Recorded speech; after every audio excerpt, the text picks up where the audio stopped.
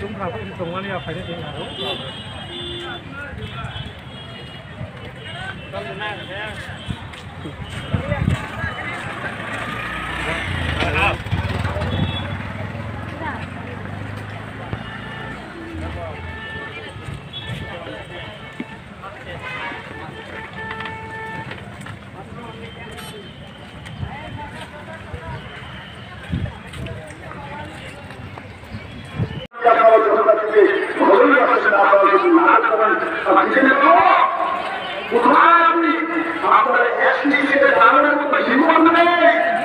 আপনি 20টা এসটি সিটের মধ্যে একটা তো দাঁড়াতে পারলেন না।